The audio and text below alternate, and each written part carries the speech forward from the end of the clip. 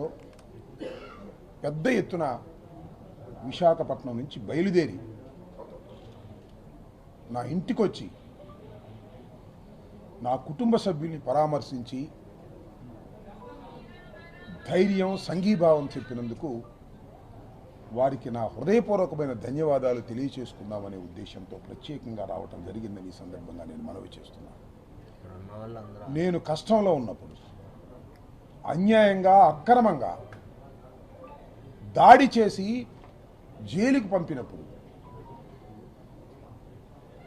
అందరూ ఎంతో ప్రేమతో వచ్చారు. మీ కుటుంబానికి జరిగింది అన్యాయమని ప్రపంచానికి చెప్పటమే కాదు, నా కుటుంబ సభ్యుల్ని కూడా ఓదార్చేటటువంటి కార్యక్రమం చేశారు. చాలా దూరం నుంచి ప్రేమతో అభిమానంతో ఏ విషయాన్ని ఆశించుకోకుండా వచ్చినటువంటి వీరందరికీ నా హృదయపూర్వకమైన ధన్యవాదాలు మరీ మరీ చెప్పాలనే ఉద్దేశంతో నేను జైలు నుంచి వచ్చిన తర్వాత ఇంటికాడ అన్నీ చూసుకున్న తర్వాత తొలిసారిగా ఇక్కడికి వచ్చి వీరికి నా ధన్యవాదాలు తెలియాలనేటువంటి ఉద్దేశంతో నేను ఇక్కడికి వచ్చానని మనవి చేస్తున్నాను. వీరు చూపించినటువంటి ప్రేమ ఎప్పటికీ మర్చిపోలేనని కూడా ఈ సందర్భంగా నేను గుర్తు చేస్తున్నాను. ముఖ్యంగా నా కులస్తులు ఆల్మోస్ట్ నా కుటుంబ సభ్యుల్లాగా భావించారు. మా అంబటి రాంబాబుకి అన్యాయం జరిగింది అని భావించారు. ఒక కులం మరొక కులం మీద దాడిగా దీన్ని భావించి ఇంత సంఘీభావం తెలిపినటువంటి వారికి మరొకసారి నా హృదయపూర్వకమైన ధన్యవాదాలు ఈ సందర్భంగా నేను తెలియపరచుకుంటూ ఉన్నాను. ప్రతి ఒక్కరికి ఒక్కళ్ళు కాదు వచ్చి నీ ముగ్గురు పేర్లు చెప్పాను, కానీ ప్రతి మండలం నుంచి ప్రతి గ్రామం నుంచి వాలంటీర్గా నేను ఇక్కడికి వచ్చి ఆశ్చర్యపోయాను. వాలంటీర్గా టైం అంటే టైంకి బయలుదేరి గుంటూరు వచ్చారు. ఊరిని ఒక పిలిపిస్తే చాలు సొంత కార్లు పెట్టుకొని మన కుటుంబ సభ్యుడికి ఏదో అన్యాయం జరిగింది వెళ్ళాలనేటువంటి ఉద్దేశంతో పెద్ద ఎత్తున విశాఖపట్నం నుంచి వచ్చారంటే చాలా బాధలో కూడా చాలా సంతోషం అని ఈ సందర్భంగా నేను తెలియపరుస్తున్నాను. అంటే జరిగినటువంటి అంశం ఎంత బలంగా ప్రజల మధ్యకి వెళ్ళింది అనేది ఇక్కడ గుర్తుపెట్టుకోవాలి. 1983లో తెలుగుదేశం ఆవిర్భవించింది. అప్పటి నుంచి ఇప్పటి వరకు ఒకసారి పరిశీలన చేయండి మీరు. సరే, చిన్న చిన్న దాడులు జరిగాయి, గొడవలు జరిగాయి, ఘర్షణలు జరిగాయి, మనం చూస్తున్నాం చరిత్రలో. స్పాంటేనియస్గా జరుగుతూ ఉంటాయి, మనం వాటిని ఆపలేం. జరిగిన తర్వాత హుటాహుటిని వెళ్ళి ఆపేస్తారు పోలీసుగానే జరిగింది. కానీ గత నెల 31వ తారీఖున జరిగినటువంటి, అంతకుముందు 31వ తారీఖు జరిగినటువంటి దాడి, నా ఇంటి మీద జరిగినటువంటి దాడి ఏ విధంగా జరిగిందో ఒకసారి రాష్ట్ర ప్రజానీకం ఆలోచించాలని మనం చేస్తున్నాం. ఒకసారి కాదు, 2 సార్లు కాదు, 100 సార్లు ఆలోచించుకోవలసినటువంటి సంఘటన ఇది. చరిత్రలో ఎప్పుడూ జరగనటువంటి అతి ఘోరమైన సంఘటన. 5 గంటలకు దాడి ప్రారంభమైంది. ఎన్ని గంటలకు ముగిసింది? వాళ్ళకి అలుపు వచ్చిన తర్వాత ముగిసింది. 12 తర్వాత ముగిసింది. 10-20 నిమిషాలకు నన్ను అరెస్ట్ చేశారు. నా ఇంటి మీద, నా ఆఫీస్ మీద కంటిన్యూస్గా దాడి. ఈ సమాజంలో పోలీసు లేదా? పోలీసింగ్ లేదా? ఉంది. ఎక్కడుంది? అక్కడే ఉంది పోలీసులు. పోలీసు బలగాలన్నీ కూడా అక్కడే ఉన్నాయి. పోలీసు బలగాల సమక్షంలో రాజధానిలో, గుంటూరు లాంటి పట్టణంలో, నడిబొడ్డులో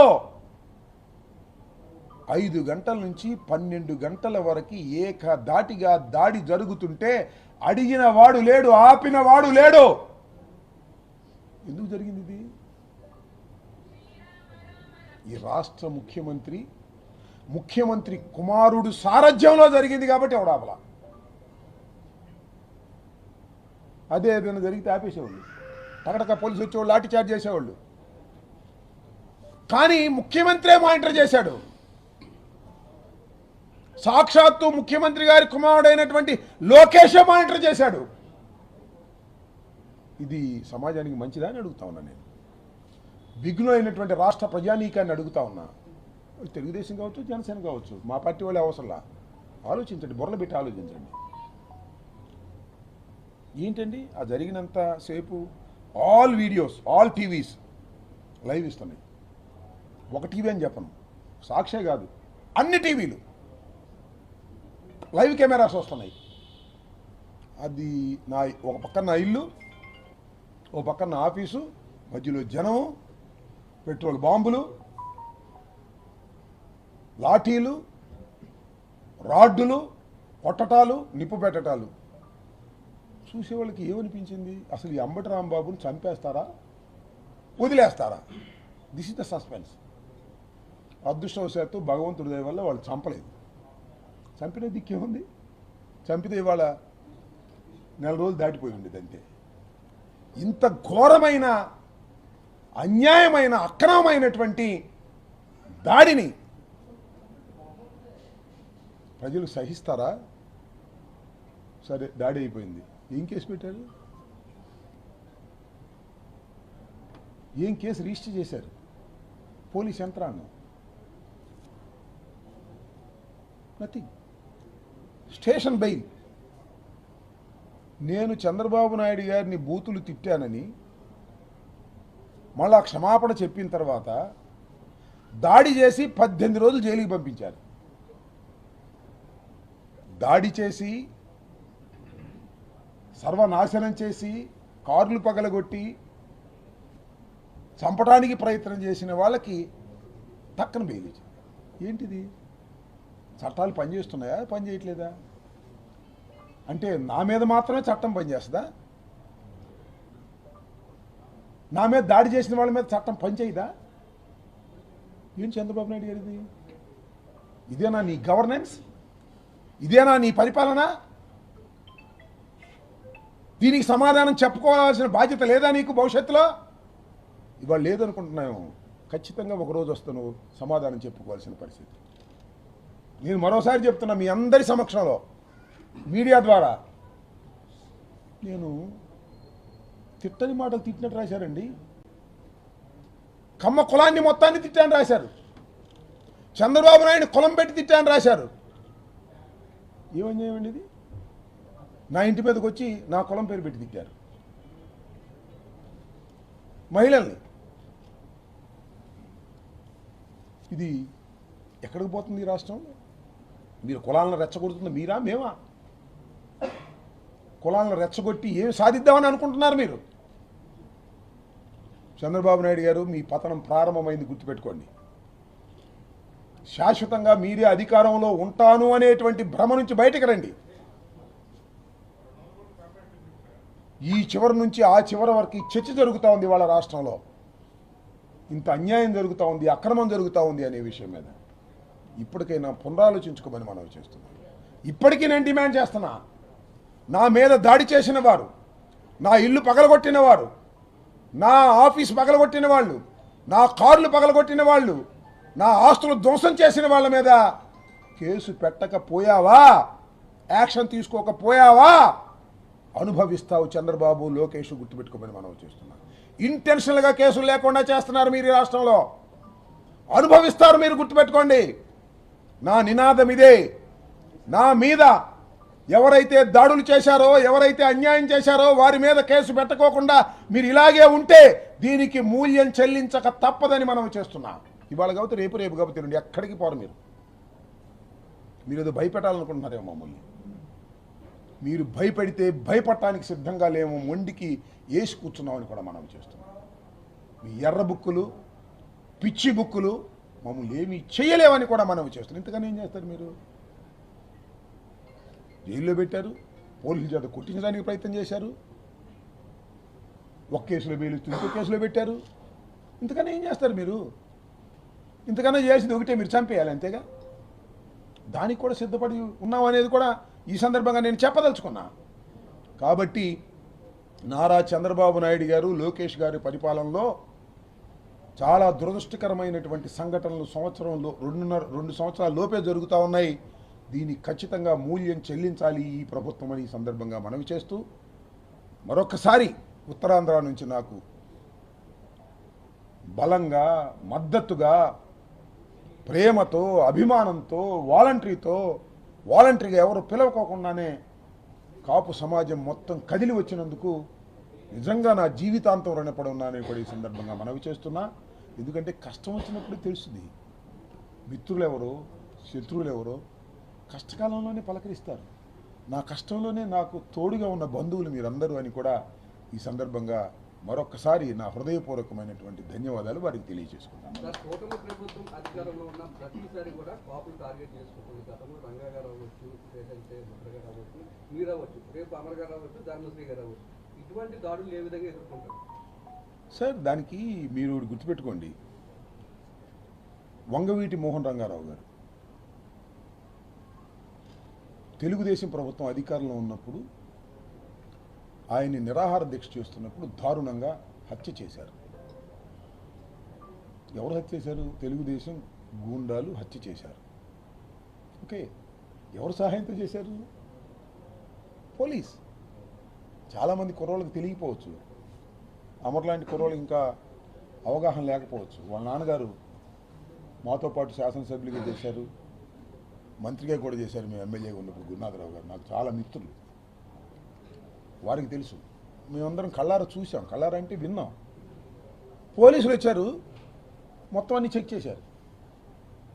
ఏది? వంగవీటి మోహన్ రంగారావు గారి కుటీరం అంతా చెక్ చేశారు. ఎందుకు చెక్ చేశారో తెలుసా? దుండగులు వచ్చి దాడి చేయబోతున్నారని పోలీసులకు తెలుసు. వీరి ప్రోద్బలంతోనే వచ్చారు వాళ్ళు.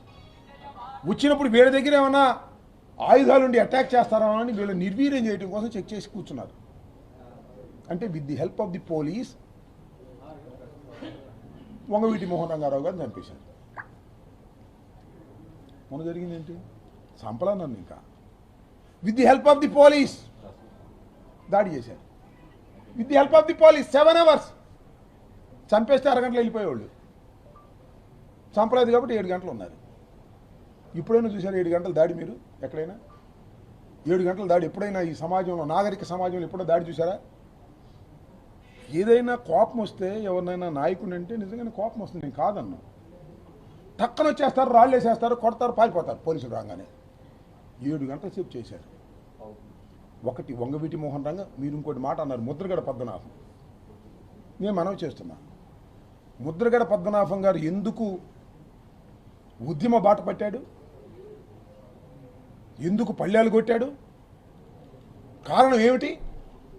ఎవరు దీనికి కారణం? ఈ రాక్షసుడైన నారా చంద్రబాబు నాయుడు కాదా అని అడుగుతా ఉన్నా. ఎవరు అడిగారు? కాపులు బీసీలో చేర్చమని డిమాండ్ చేశారా? ఉద్యమం చేశారా? చంద్రబాబు నాయుడు గారు ఇచ్చాడు వాగ్దానం 2014లో. వితిన్ 6 months 6 నెలల్లో కాపుల్ని బీసీలో చేర్చే బాధ్యత నాది.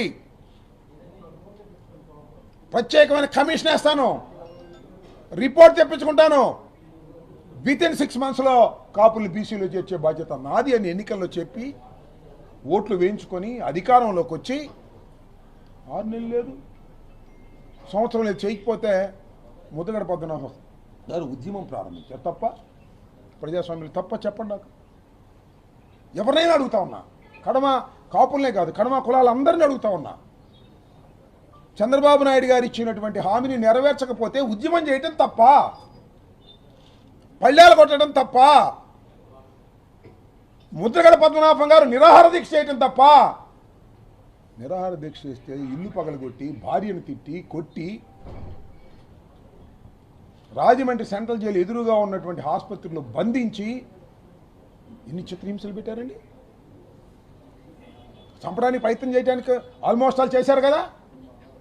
అప్పుడు కదా మేము, మీకు గుర్తుందో లేదో, నేను ఇంతకుముందు కూడా చెప్పా, దాసరి నారాయణరావు గారు, చిరంజీవి గారు, బొత్స సత్యనారాయణ గారు, కన్నబాబు గారు, సి రామచంద్రయ్య గారు, ఇప్పుడు తెలుగుదేశంలో ఉన్నాడు, సి రామచంద్రయ్య గారు, తోట చంద్రశేఖర్ గారు, పల్లవరాజు గారు, మేమందరం కలిసి హయ్యత్తులో సమావేశమై ముద్రగడ పద్మనాభానికి ఏమైనా జరిగితే సహించం కాపులం అని గర్జించిన రోజున భయపడ్డాడు. వంగవీటి మోహన్ రంగారావు గారిని కోల్పోయాం కానీ ముద్రగడ పద్మనాభాన్ని కోల్పోవడానికి మేము సిద్ధంగా లేము అని దాసన్ నారాయణరావు గారు, స్వర్గీయ దాసన్ నారాయణరావు గారు చనిపోయి ఎక్కడున్నాడో గర్జించాడు. తర్వాత చిరంజీవి గారు కూడా గర్జించాడు. ఆ తర్వాత వెనక్కి వచ్చాడు. ఈ 3 సంఘటనలు, 1 వంగవీటి మోహన్ రంగా, 2 ముద్రగడ, నువ్వు ఉన్నావా, మన ధర్మశ్రీ కూడా ఉన్నాయంట. తర్వాత మరి నిన్న జరిగిన సంఘటన ఎంత కాపుల మీద జరిగే దాడి కాదా? అసలు నా మీదకి వచ్చిన వాళ్ళు ఎవరు? ముద్దాయిలు చూడండి, అందరూ ఒకే కమ్యూనిటీ. కాపులు కూడా వచ్చారు, ధర్నా చేద్దామంటే వచ్చారంట. దాడి జరుగుతుంది, ఏంటమ్మా దాడి ఇది అని అంటే, మీరు పోండి అన్నారంట. నాకు కడవాళ్ళు తెలుగుదేశంలో ఉన్న కాపులే చెప్పారు, ధర్నా చేద్దాం రాంబాబు గారి ఇంటి ముందని రమ్మన్నారు, మేము వచ్చాము, దాడి చేసి కొడుతుంటే ఏమిటి అన్యాయం అంటే మీరు బాగుండి అని చెప్పి మమ్మల్ని నెట్టేశారు అని చెప్పారు.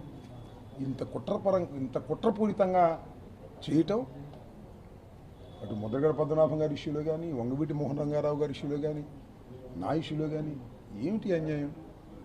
ప్రజాస్వామ్యంలో ఉన్నావా లేక ఆటవిక సమాజంలో ఉన్నావా? చంద్రబాబు నాయుడు గారి ఒక దుర్మార్గమైన పరిపాలనలో ఉన్నావా? ప్రజలు చర్చించాలని మనం చూస్తున్నాం. ప్రతి చోట చర్చ, మేధావులందరినీ అడుగుతా ఉన్నా నేను ఇవాళ.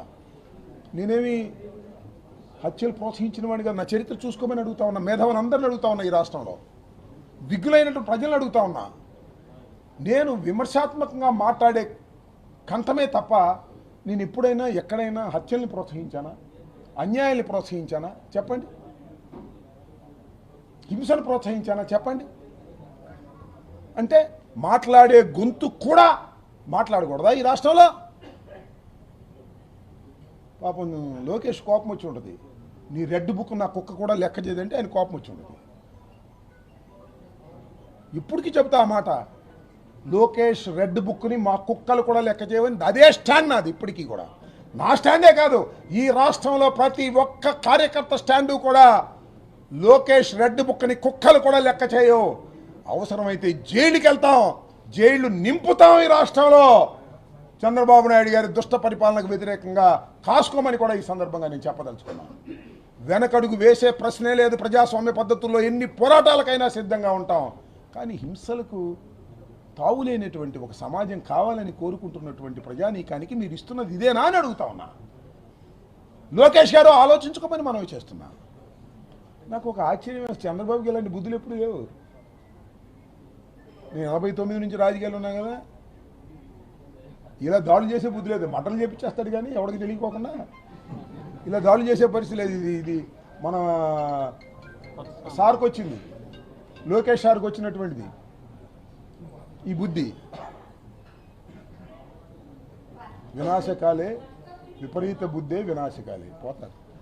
పోతారు కొట్టుకుపోతారు. ప్రజాస్వామ్యం వేవులో కొట్టుకుపోతారు. బాబు కొడుకులు ఇద్దరు రాసుకోండి, ఎవరు కాపాడలేరు.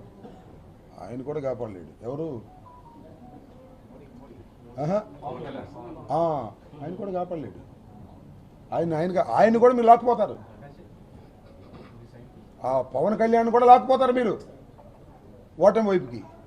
ఎవరు కాపాడలేరు అనుకుంటున్నాడు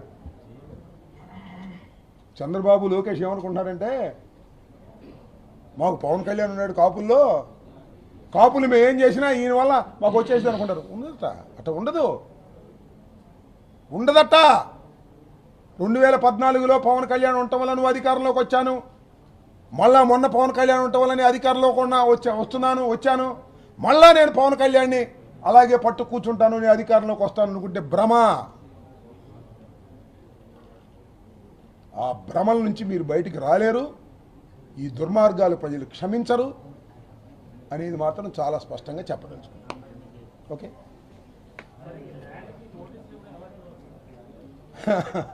ఇచ్చుకొని ఏమైంది? నా ల్యాండ్కు విజిలెన్స్ ఎతుకుతున్నారబ్బా. ఎందుకంటే అంబటి రాంబాబు జైల్లో పెట్టాం, కేసులు పెట్టాం, 18 రోజులు జైల్లో ఉన్నాడు. బెయిల్ తెచ్చుకున్నారు. లీగల్ టీం, జగన్మోహన్ రెడ్డి గారి ఆదేశం మేరకు మా లీగల్ టీం అద్భుతంగా పనిచేసింది. 18 రోజులకే బయటకు వచ్చాను. నేనే అనుకోలేదు.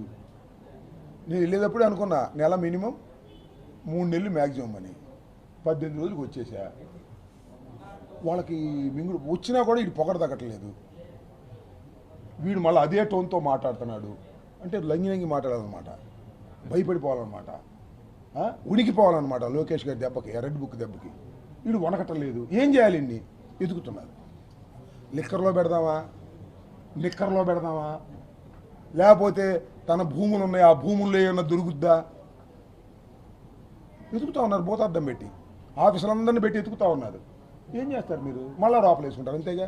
నేను చెప్పామన్నా రాజమండ్రి నుంచి వచ్చేటప్పుడే బ్రదర్ వెళ్ళి వస్తానని చెప్పా. అట్లా అనకూడదు సార్ అన్నారు.